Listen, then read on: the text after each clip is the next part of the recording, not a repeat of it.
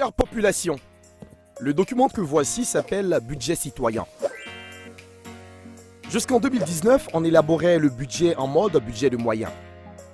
Mais depuis 2020, l'État élabore son budget en mode budget programme. Avec le budget programme, l'État regarde d'abord les problèmes de la population à résoudre et fixe les objectifs et les résultats à atteindre. Les services de l'État disent ce qu'ils vont faire pour résoudre ces problèmes et atteindre ces résultats. L'État donne ensuite l'argent à ces services pour faire le travail qui va permettre d'apporter des solutions à ces problèmes. Et au cours de l'année, l'État suit et contrôle le travail de ces services pour savoir si ce travail est bien fait. À la fin de l'année, l'État vérifie si ce travail a permis effectivement de régler les problèmes de la population, c'est-à-dire si les résultats ont été atteints. Dans ce qui va suivre, vous saurez comment les mairies et les conseils régionaux font leur budget, comment se font les passations de marchés publics, et pour 2022, combien d'argent l'État va avoir et comment il va le dépenser.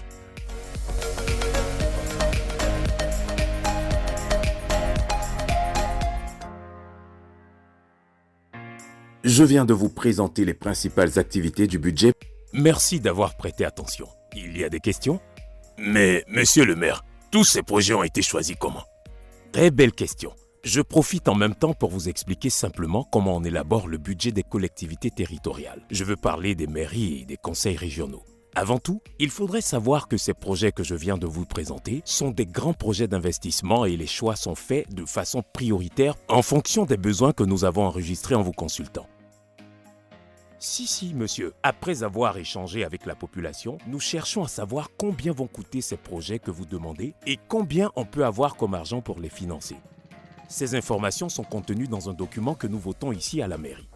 Après, les représentants des ministères techniques de la région valident et le préfet approuve quand le montant n'atteint pas 150 millions, c'est-à-dire qu'il donne son accord pour exécution.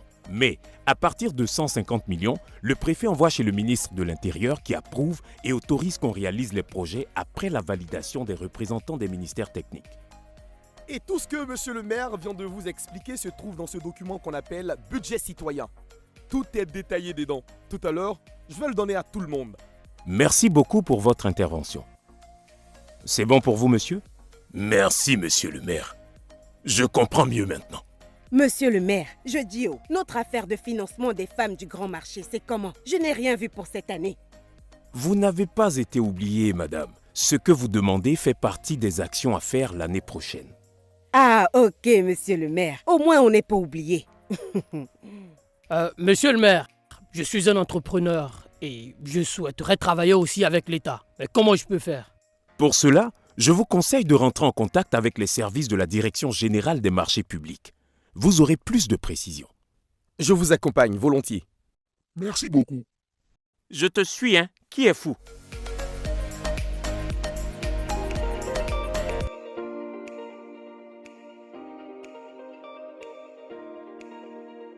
Bienvenue à la Direction régionale des marchés publics. Comment puis-je vous aider, messieurs? Merci madame. Monsieur Paul, qui est entrepreneur, souhaite savoir comment participer à un appel d'offres. C'est bien cela, monsieur?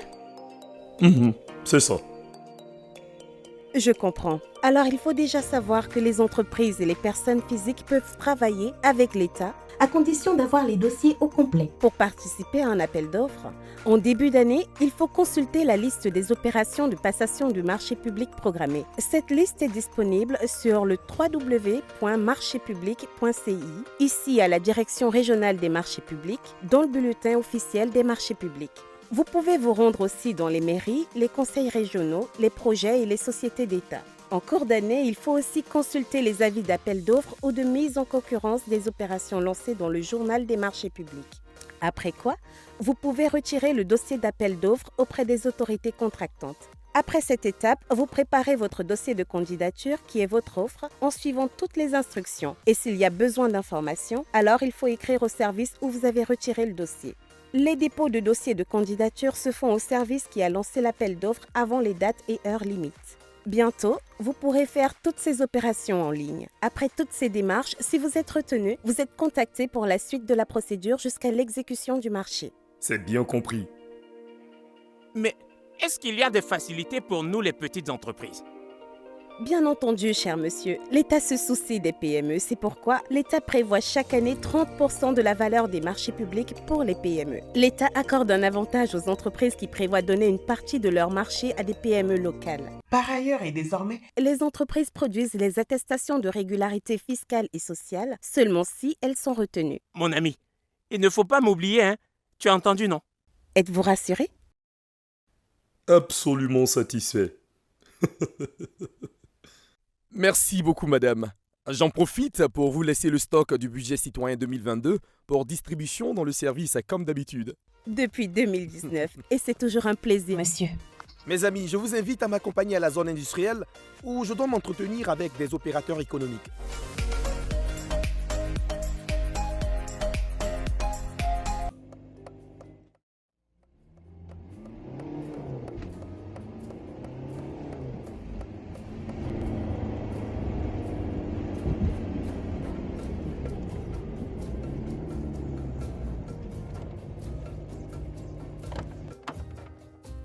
À l'occasion de notre réunion mensuelle qui se tient exceptionnellement ici à la zone industrielle ce jour, nous avons la présence du représentant du ministère du Budget qui va nous présenter le budget de l'État 2022.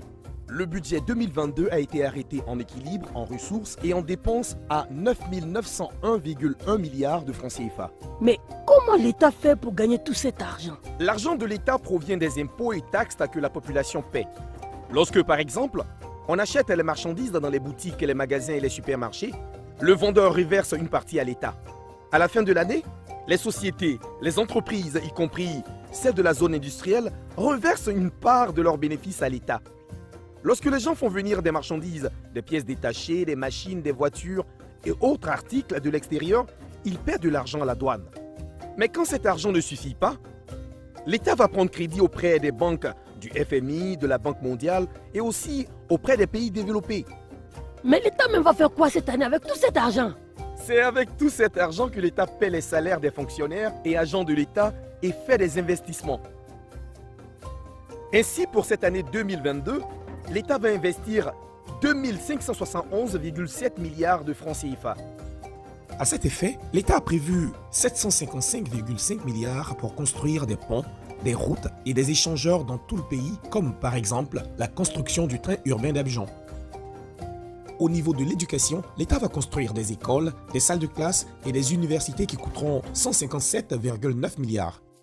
Au niveau de la santé, l'État va également construire des hôpitaux et équiper les établissements sanitaires à hauteur de 145,9 milliards.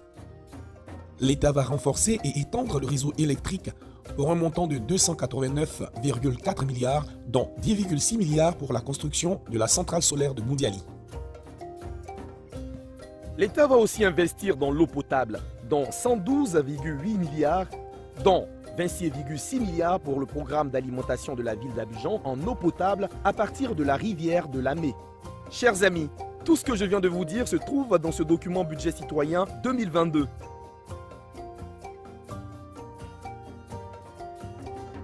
Avec le budget citoyen, c'est simple et facile de comprendre le budget de l'État. Tout y est bien détaillé. Pour plus d'informations, contactez la CELIOP au 27 20 24 24 59, 27 20 24 24 61 ou allez sur le site www.budget.gouv.ci ou sur www.dgbf.gouv.ci.